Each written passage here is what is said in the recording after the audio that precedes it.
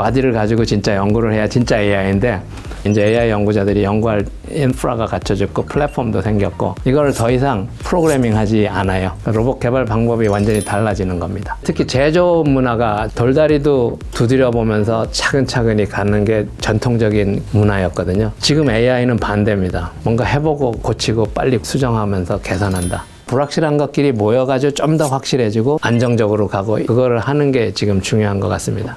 네, 안녕하세요. LG전자와 티타임즈가 함께하는 AI 에이전트 시리즈. 저는 티타임즈 홍재 기자고요.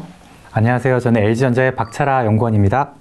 저희가 드디어 이분을 모셨습니다. 세계적인 AI 전문가로 유명하신 분이고 우리나라에서는 AI의 엄청난 권위자 장병탁 교수님을 모셨습니다.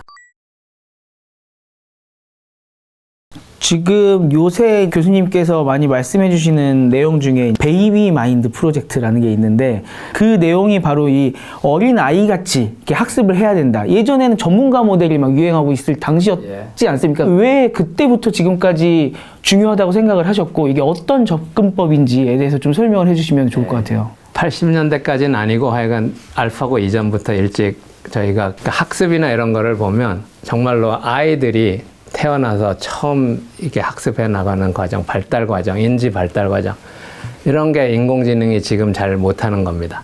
그런 아이들로부터 우리가 배울 수 있으면 그거를 닮은 인공지능 모델을 만들면 더 멀리 갈 수 있는 거죠. 아이들이 처음에는 잘 못하지만 나중에 노벨상도 받잖아요. 그래서 그 과정, 초기 과정을 AI가 흉내낼 수 있다면 그 원리를 이해하고 그런 어떤 메커니즘을 구현하거나 한다면은 사실은 인공지능이 스스로 발전할 테니까. 근데 아이들은 보면은 정말로 온갖 시행착오를 하면서 세상을 알아가잖아요. 태어나가지고 주변을 알아가고 물건 하나 알아가고 그런 과정이 지금 인공지능이 갖춰야 되는 어떤 특성이나 원리일 거라고 생각하고 그래서 저희가 태어나서 한 24개월, 18개월 정도까지 아이들이 세상을 배워나가고 또 내가 발달하고 인지 발달이 일어나는 과정을 인공지능 알고리즘화 하려고 했습니다. 18개월에 되는 아이의 그런 학습 능력까지도 지금은 이제 도달했다라고 이해하면 좋을까요?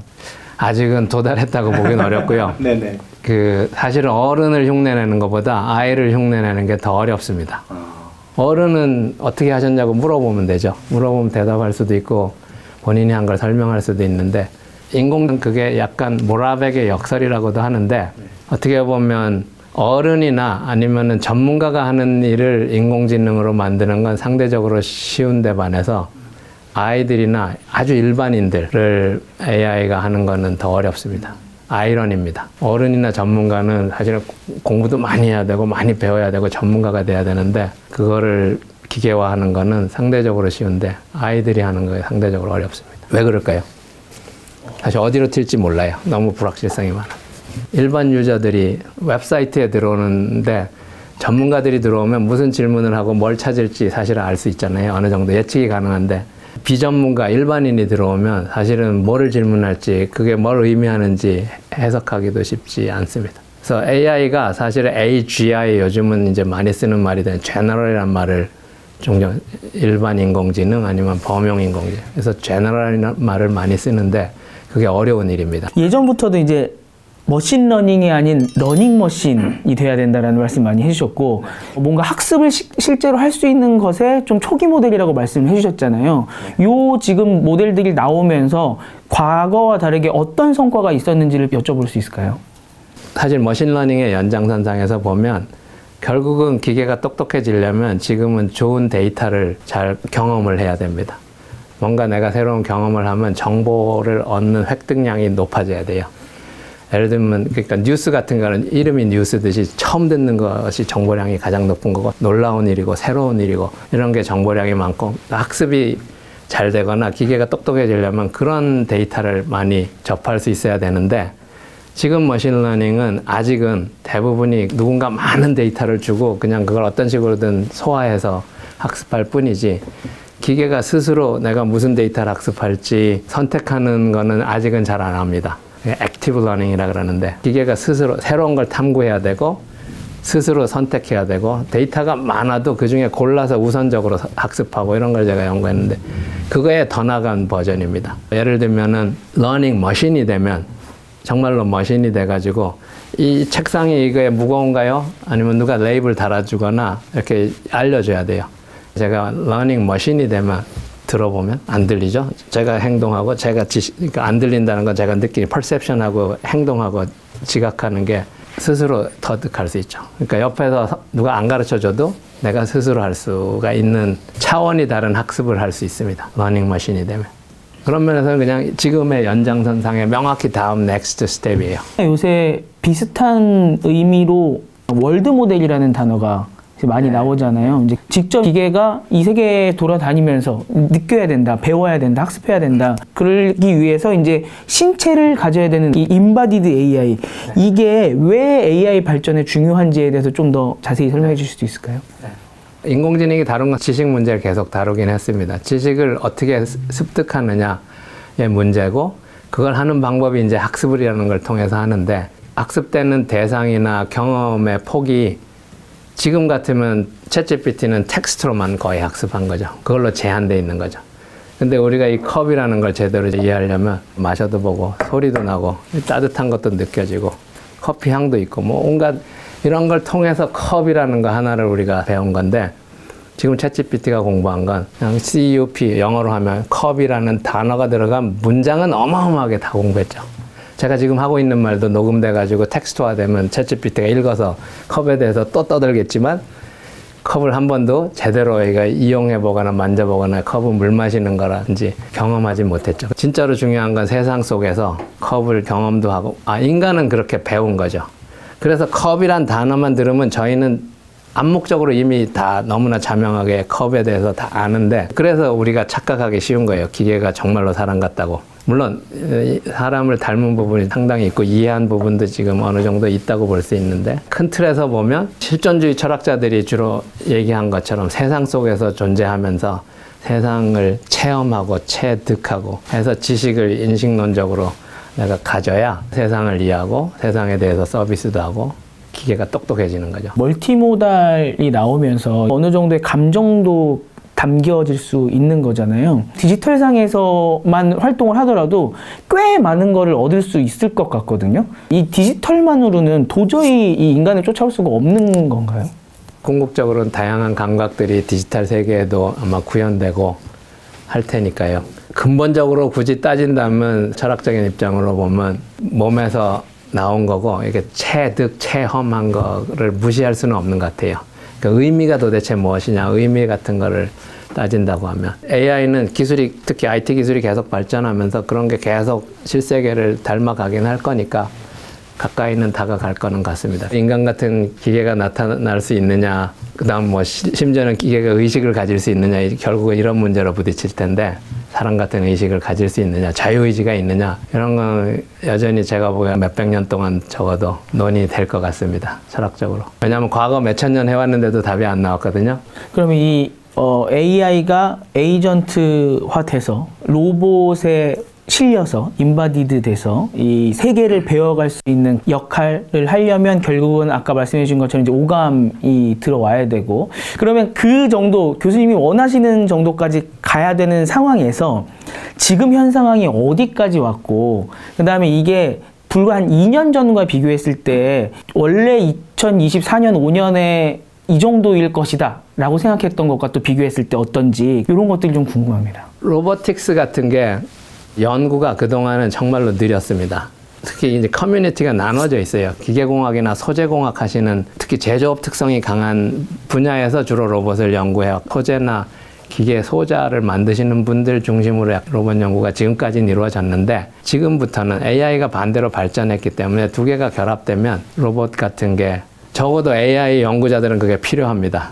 저같이 바디를 가지고 연구를 해야 진짜 AI인데, 지금까지는 그런 연구를 할 플랫폼이 없었어요, 하드웨어가. 그래서 그런 게 생겼기 때문에 이제 AI 연구자들이 연구할 인프라가 갖춰졌고 플랫폼도 생겼고, 반대로 기계공학이나 소재에서 로봇 하드웨어 위주로 해오시던 분들도 항상 AI 연구를, 소프트웨어 연구를 원하세요, 같이. 근데 이게 지금까지는 같이 협력이 안 됐었는데, 아마 앞으로는 그게 제가 보기엔 폭발적으로 일어날 것 같고요.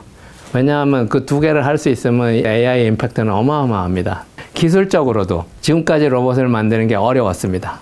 왜냐하면 기존의 방식으로 프로그래밍을 한다고 하면은 너무나 복잡한 거예요. 사람의 지능이 자유도가 어마어마한데 이거를 다 수학적으로 하는 건 사실 불가능에 가까운 문제인데 지금 AI 발전이 특히 생성형 AI 발전이 그거에 혁신을 가져왔습니다. 이거를 더 이상 프로그래밍 하지 않아요. 사람이 이미 그러니까 예를 들면 이거를 조작을 하면 저희가 실험실에 지금 있는데 제가 이거를 조작하는 거를 로봇팔에다가 가지고 이렇게 조작을 하면 로봇팔이 이거를 잡아가지고 이렇게 하는 거를 그대로 데이터로 레코딩을 합니다. 그러면 데이터 레코딩한 거 그냥 학습하면은 로봇을 조작하는 걸 가르치는 게 되는 거예요. 로봇 개발 방법이 완전히 달라지는 겁니다. 지금 AI 기술을 쓰면. 그런 면에서 지금까지 못했던 일들을 할 수 있게 되는 것 같고요. 챗GPT는 글을 가지고 다 외운 거예요. 그대로 그냥 외운 거라고 보셔도 돼요. 기본적으로 기술적으로는 그렇게 복잡한 기술이 아닙니다. 아무리 긴 글도 다 외워버리게 했는데 물론 우리가 생각하는 방식으로 외우는 건하고는 달라요. 좀 상당히 다른 뇌가 진짜 한 것 같은 건데 행동도 생성형 AI는 단어를 생성하듯이 행동도 행동을 생성하도록 만들면 원리가 비슷합니다. 그런 방식으로 로봇을 가르치면 그러니까 로봇한테 행동을 가르치는 거죠.